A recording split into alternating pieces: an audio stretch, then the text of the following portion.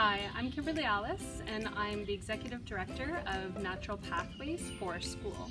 And I just wanted to talk to you a little bit about unstructured play and giving children opportunity to play and seeing the value in that. Today in our society, quite often we don't value play as much as we do academics.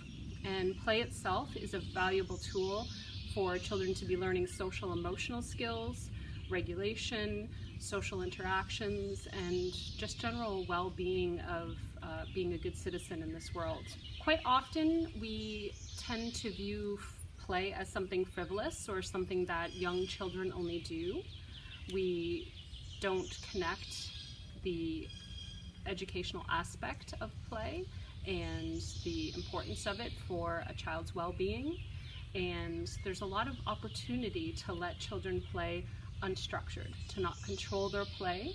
At Forest School, we still see children as competent, curious learners who are perfectly capable, and we allow them to be a lot more child-led and give them a lot more opportunities to engage in play where they can delve in deeply into that play. And it's not controlled by an educator. We are more often co-creators or co-conspirators in play. One thing I often recommend for parents is to find your own passion. You don't necessarily always have to play a game that a child wants to play. You can play something that you enjoy. And what I enjoy playing is not always what one of my children enjoy playing. Quite often, my play involves sitting and digging and more quiet play. And I have at least one child out of my 5 at home who is definitely a big energy player, who often is running and jumping and leaping, and I don't always have the energy to keep up with him. So if I'm out there modeling what play is to me and how I can connect with that independently and allowing them to play side by side with me, that's a very easy step for parents to take, rather than saying, let's go outside and we'll play a game and these are the rules of the game. Or we can always have a day where they choose the rules of the game, where they're choosing the direction of the play.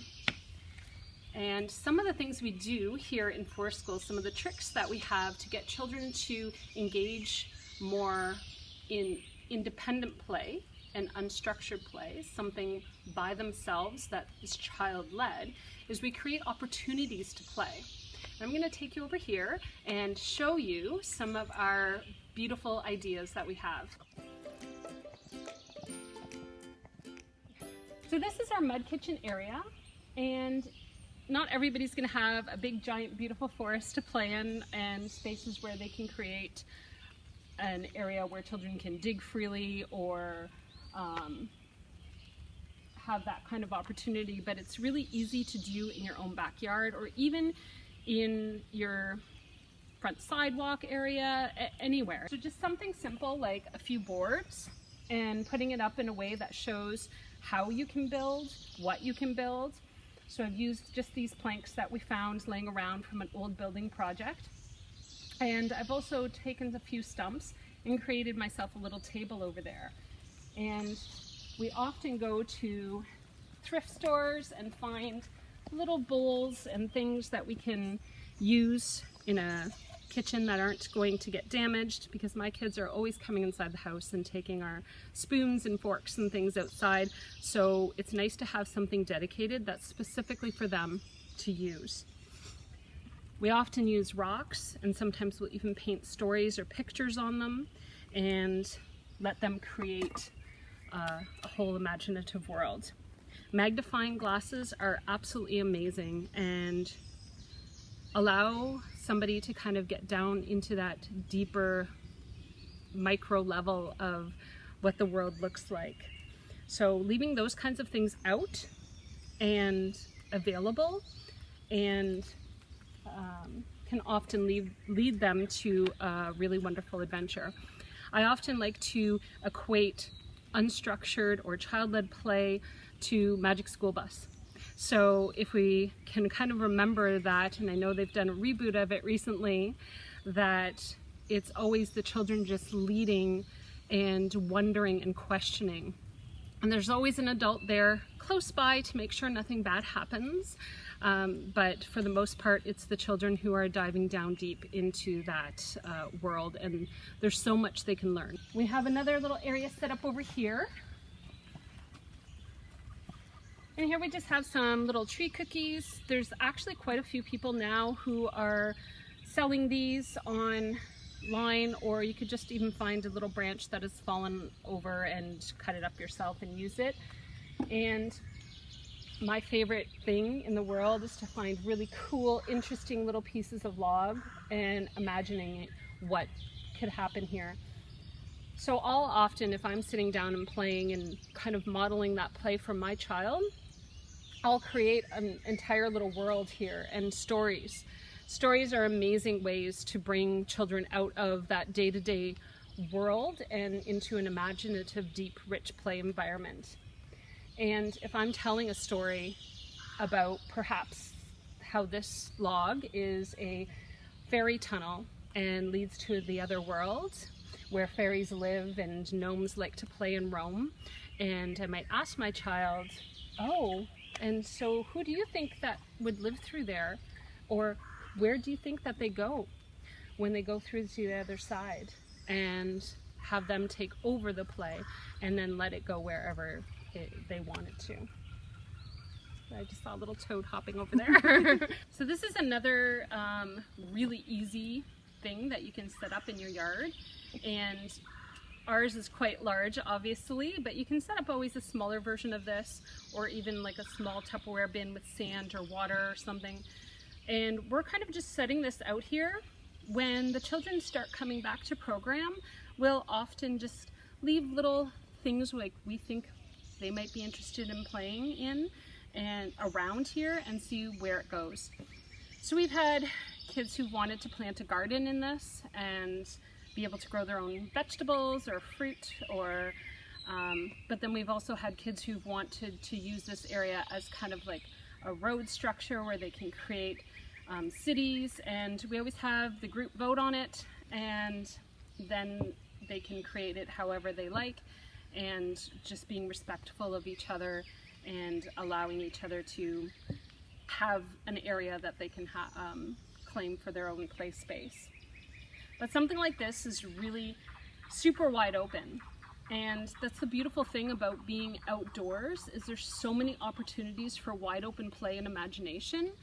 We can find a bunch of sticks and turn it into a home, or a hot chocolate stand, or perhaps lemonade stand if the summer is coming.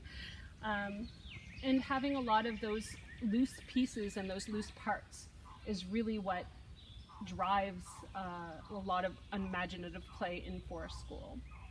So if we have ropes laying around and teaching them how to tie the knots, and teaching them how to build a structure, but only giving the loose outline, the loose structure, and allowing them to build upon it, I think those are incredibly valuable skills.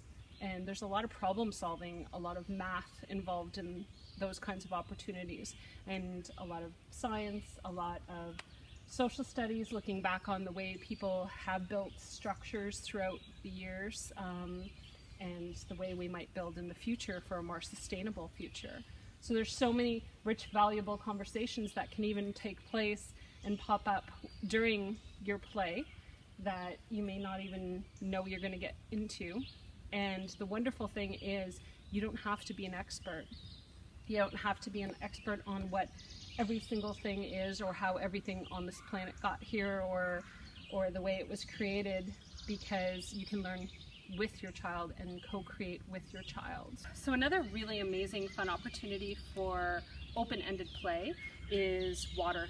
Water is always amazing. The way it changes shape and form, the way it changes the land, what you can change dirt into while you're using it.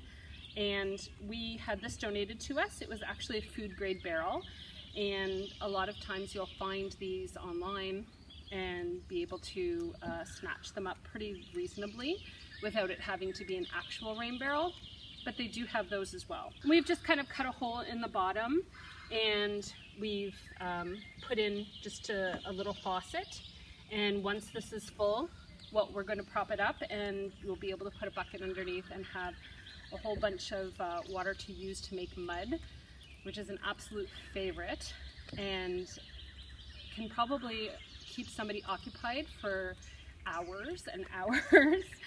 Just making mud pies, painting yourself with mud painting. We do a lot of mud painting as well. And the only thing I recommend if you're going to get any kind of rain barrel is to make sure you have some type of netting over top for mosquitoes and birds so that they don't go inside, and because it can be too deep for the birds specifically. One of the biggest barriers that we find with allowing our children that freedom of outdoor and unstructured play is the fear of not knowing. We hear a lot about ticks and mosquitoes and poison ivy, and the best thing you can do is to educate yourself on what these things look like and teach our children to coexist with those challenges that are outside. There can be such a rich learning environment in the outdoors, and if we just allow them to explore that, then I think it's an incredible foundation for a child's well-being, for their sense of self, for their learning, and a great opportunity to teach future stewardship of nature and the environment. And allowing that freedom also shows them that they can be trusted. It shows them that we trust them to make choices and decisions that are safe and right, because we're not always by their side, and we won't be by their side. And one of the biggest fears parents have is, what's going to happen when my child's a teenager or an adult and I'm not there? Well, if we're letting them have these small freedoms when they're younger, they're going to be able to make those decisions and trust their own gut instincts when they're older and we're not there to help them make those decisions. When we're allowing them as well to have that unstructured play that's not planned out for them in advance, we're allowing them to test their own boundaries and their own limits. They're more in tune with their self and with the world around them. So when we're allowing children to have that unstructured play, we're allowing them also to have the ability to test their own boundaries and their own limits, and that way they're more capable of knowing that for themselves rather than us telling them what they're able to do. There's so many times that as a young parent, I would catch myself saying, oh, you can't do that, or stop that, or don't do that, or be careful. And with allowing them a little bit of freedom and that unstructured play that they're guiding themselves, they're able to trust in their own sense of self and their own boundaries and limits and know what they are, which I think is incredibly important for them to be in touch with and know for future. So quite often our children's schedules are pre-planned for them, and everything is very busy and hectic in our modern lives. So allowing them freedom to create their own play really carves out time. It carves out time and space for them to dive deeply into play. A lot of times when children are playing, they just kind of scratch the surface and they kind of dip their toes in it. And it takes a little while for them to really settle down into play. And quite often when they're experimenting, you'll hear that, oh, I'm bored, and they won't know what to do.